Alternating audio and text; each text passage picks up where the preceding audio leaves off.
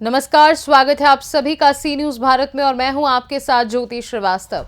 पलामू जिले में वित्त वाणिज्य कर योजना विकास एवं संसदीय कार्य विभाग के मंत्री राधाकृष्ण किशोर दुबिया खांड में आयोजित 2 दिवसीय राजकीय आदिवासी विकास महाकुंभ मेला के उद्घाटन समारोह में सम्मिलित हुए। उन्होंने कहा कि समाज के हर वर्ग को आगे बढ़ने का अवसर मिलना चाहिए और आर्थिक रूप से कमजोर आदिवासी एवं अल्पसंख्यक समाज का उत्थान करना सरकार की प्राथमिकता है। मंत्री राधाकृष्ण किशोर ने कहा कि झारखंड में आदिवासी समाज की साक्षरता पर 52% है, जो राष्ट्रीय औसत से काफी नीचे है। उन्होंने शिक्षा को सभी के लिए आवश्यक बताया और कहा कि शिक्षित होने से आदिवासी बच्चों के लिए विधानसभा एवं लोकसभा में जगह बनाने का अवसर मिलेगा। इसके साथ ही उन्होंने हर वर्ग और समुदाय की शिक्षा पर जोर दिया और कहा कि एकजुट होकर ही हम आगे बढ़ सकते हैं। महाकुंभ मेला के उद्घाटन समारोह में मंत्री राधाकृष्ण किशोर ने कहा कि अगले वर्ष से ये मेला पलामू प्रमंडल स्तर पर आयोजित होगा, जिसमें पलामू, लातेहार और गढ़वा जिले के आदिवासी समाज भाग लेंगे। उन्होंने आदिवासियों की अपनी संस्कृति को संरक्षित करने की आवश्यकता पर बल दिया और कहा कि आदिवासी समाज प्रकृति की धरोहर है, जिनकी आत्मा नदियों और जंगलों में बसी है। मंत्री ने मैया सम्मान योजना का जिक्र करते हुए कहा कि इससे महिलाओं को अपनी जरूरतें पूरी करने में मदद मिल रही है, साथ ही बच्चे पढ़ाई में आगे बढ़ रहे हैं। उन्होंने पलामू किले के विकास के लिए DPR तैयार किए जाने की जानकारी दी और कहा कि इसके साथ ही आदिवासी क्षेत्रों में पर्यटक स्टे होम और मलय डैम जैसी परियोजनाओं पर कार्य चल रहा है, जो रोजगार के अवसर सृजित करेंगे। प्रारंभ होता है मेरे भाई, यह सरकारी मेला, सरकार के विभिन्न विभाग यहाँ पे अपने स्टॉल लगाते हैं, लोगों को प्रतिवर्ष जागरूक करते हैं सरकार के चल रहे योजनाओं के बारे में और उसके बाद उन्हें सरकार के लाभ और उनकी योजनाओं से लाभान्वित करते हैं। और यह प्रतिवर्ष 2 दशकों से अधिक से चला आ रहा है हमारा परंपरा। उस समय हम लोग याद करते हैं, झारखंड राज्य का एक बहुत बड़ा बजट है। झारखंड सरकार एक लंबे समय से राज्य के गरीब, आदिवासी,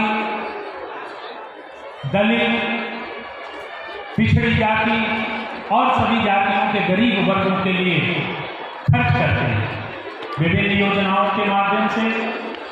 और इन योजनाओं में यहाँ पर इस मेला के माध्यम से राज्य सरकार आप लोगों को यह बताती है कि हर साल जो नई नई योजनाएं चलती हैं, तभी तो कोई सरकार इतना प्रभावशाली तरीके से जनता के मनों में अमिट छाप छोड़ पाती है। आप देख रहे हैं कि हमारी सरकार, यह सरकार मैया सम्मान योजना, इतनी बड़ी राशि की हर घर में रहने वाले सभी महिलाओं को 2500 रुपया प्रति माह दे रही है। मेरे भाई, मेरी बहनें, यह सिर्फ घोषणा नहीं है। इसका अनुकरण देश में कई राज्यों में पार्टियां करने का प्रयास कर रही हैं, लेकिन सिर्फ घोषणाएं करने से वो जनता उनको चाहने लगे, ऐसा नहीं होता। उसके साथ राज्य में विकास का काम अनवरत करता रहना पड़ता है जनता के लिए। और झारखंड उसका एक जीता जागता उदाहरण है कि यहाँ पर किस तरह से गरीबों उन्मुखी, दलित और आदिवासियों के उन्मुखी योजनाएं इस राज्य में चल रही है। इसका बजट का एक बड़ा हिस्सा हमारे वित्त मंत्री जी इस बार भी आप लोगों के लिए कई तरह की नई योजनाएं, हमारे कल्याण मंत्री कई तरह की योजनाएं इस बार भी विचार कर रहे हैं, जो आदिवासी और दलितों के कल्याण के लिए आगे बढ़े। मेरे साथियों, इसके पहले कि मैं अपनी बातों को समाप्त करूं, पलामू प्रमंडल में सबसे बड़ी कार्य जो हम लोगों को आगे करना है, हमारी सरकार को आगे सोचना है, वह जलों के संग्रहण को लेकर के, जलों को संग्रहण को लेकर के सोचना है कि जो बारिश का पानी इन पठारी इलाकों में बहता है और कोयल अमानत के नदियों से चला जाता है, सोन होते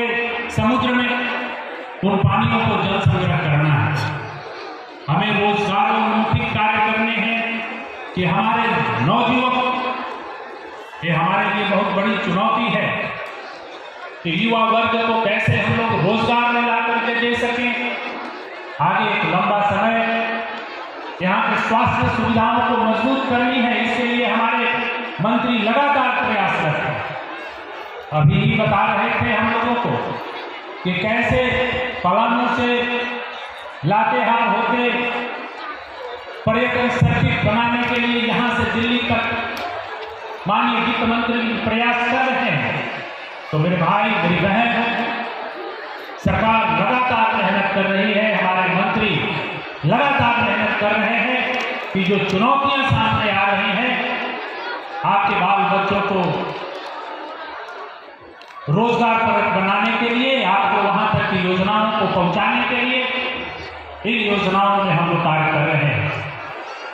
आप सब लोग इस मेला में पहुंचे हैं पलामू प्रमंडल के विभिन्न गांवों से।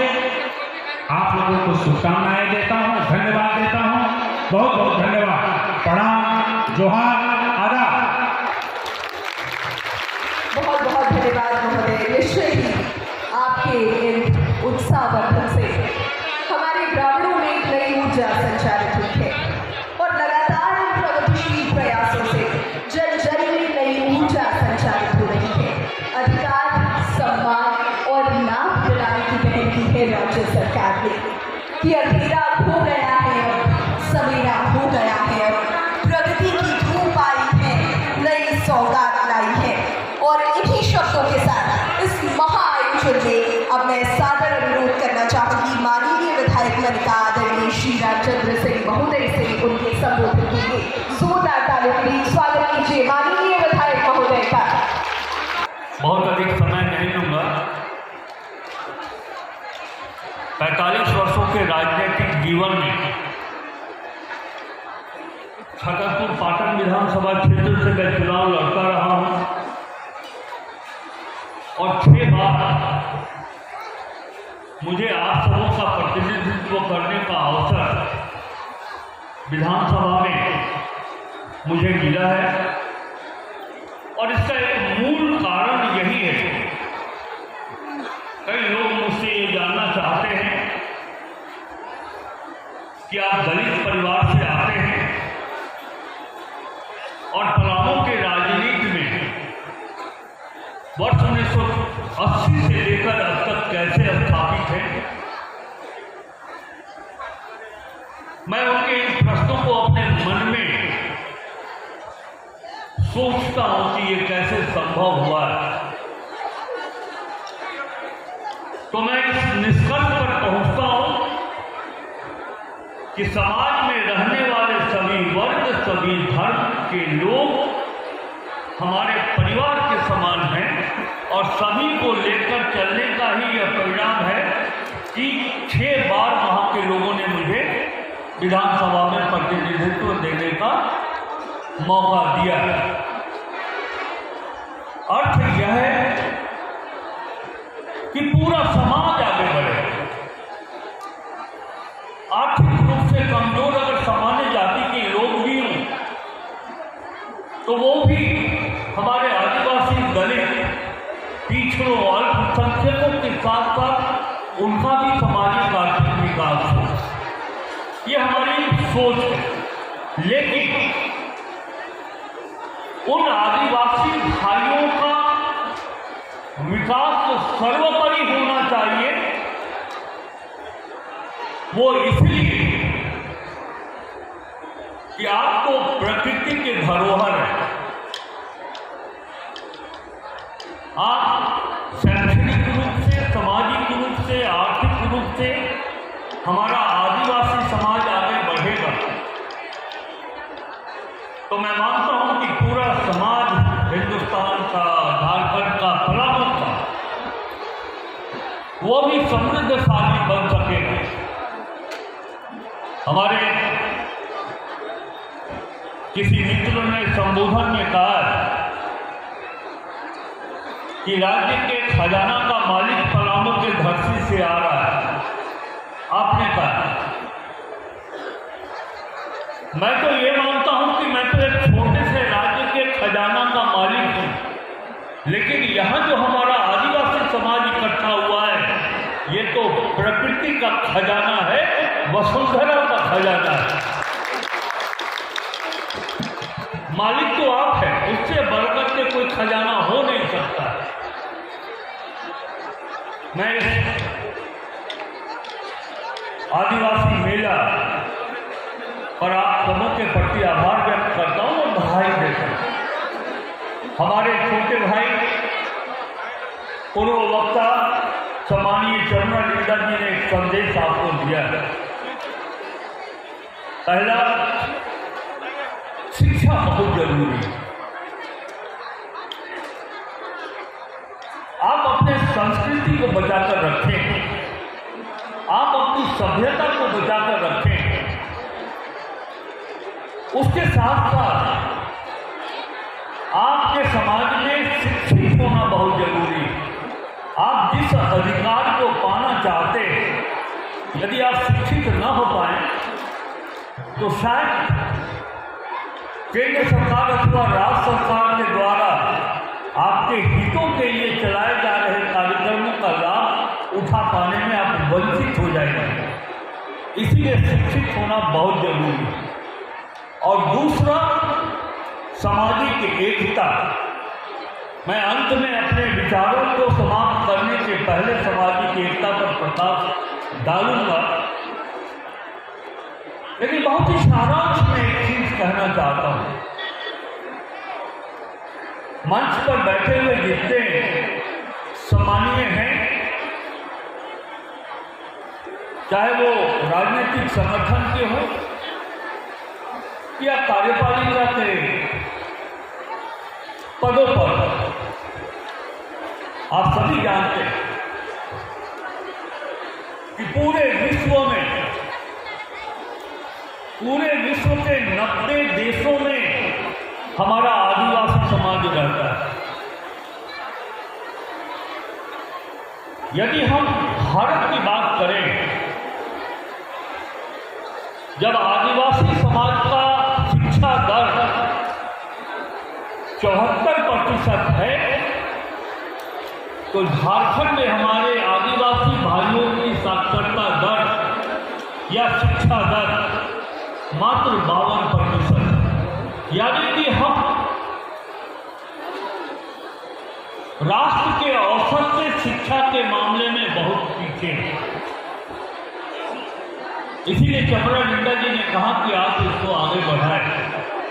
लेकिन चमरा लिंडा जी ने एक बात कही, पढ़िएगा तो IAS, IFS, IPS बनिएगा। मैं अपनी बात आपके दिलों तक पहुंचाना चाहता हूं। पढ़िए, इतना बढ़िया पढ़िए कि आपके घर का एक बेटा लोकसभा का सदस्य हो और विधानसभा का भी सदस्य बने। ये बात मैं इसलिए नहीं कह रहा, जिन बातों की कल्पना या उम्मीद विश्वास हम करते हैं, वो मार्ग विधानसभा और केंद्र के लोकसभा से ही निकलता है। अगर यहां कमजोर हो गई है संस्था, तो फिर जो व्यवस्था आपके लिए लागू की जाती है, उसका लाभ आप नहीं पा सकते। इसलिए मैंने कहा कि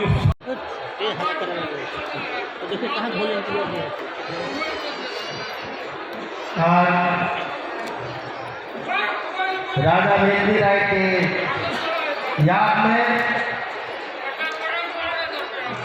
और उनके कार्यक्रमों के थोड़ा सा दिखाने के लिए यह जो मेला का आयोजन किया गया था, इस मेला के जो आयोजन करता है माननीय इंदर सिंह नामधारी जी, उन्होंने महाराजा भेंदी राय जी के बारे में उन्होंने पढ़ा था, गांव-गांव में उन्होंने सुना था और देखा था। उन्होंने बातों तो वो कार्य को राजा दिया अपने जो का भारत किसी को क्योंकि हमें उनके साथ हम रहे हम लोगों को मेला दिया है। इस मेला काम में हमें आधे मंत्री प्रमंडल माननीय वित्त मंत्री किशोर जी काफी प्रयास किए कि इस मेला में आदरणीय इस के मुख्यमंत्री श्री हेमंत सोरेन जी को आपके बीच में हम लोग लाए और हम लोगों ने काफी प्रयास किया, लेकिन परिवार में कुछ समस्याओं के चलते हमारे बीच माननीय मुख्यमंत्री जी नहीं आ सके यह मेला में। उन्होंने अपना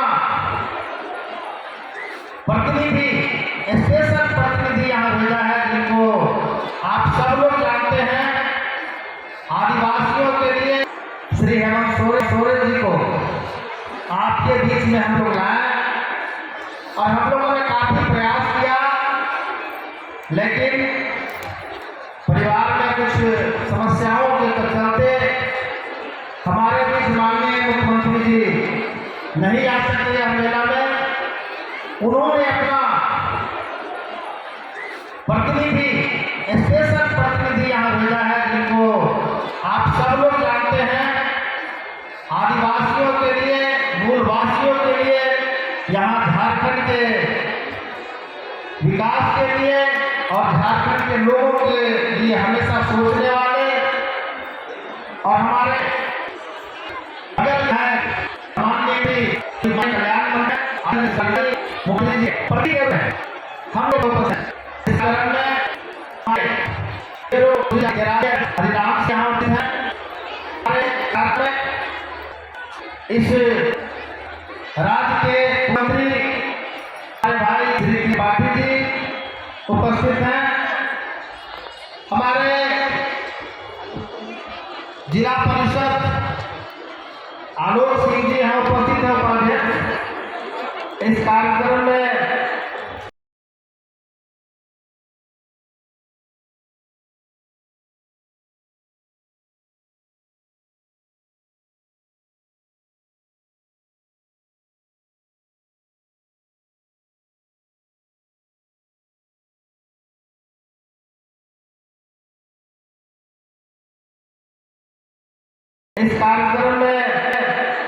पलामू से सी न्यूज संवाददाता विक्रम यादव की रिपोर्ट। पलामू के इस महाकुंभ मेला ने आदिवासी समाज के उत्थान और उनकी संस्कृति के संरक्षण के लिए सरकार की प्रतिबद्धता को एक बार फिर उजागर किया है। अब सभी की नजरें अगले वर्ष होने वाले प्रमंडल स्तर के मेले पर हैं, जहां 3 जिलों के आदिवासी समाज के लोग एकजुट होकर अपनी संस्कृति और विकास की दिशा में महत्वपूर्ण कदम उठाएंगे।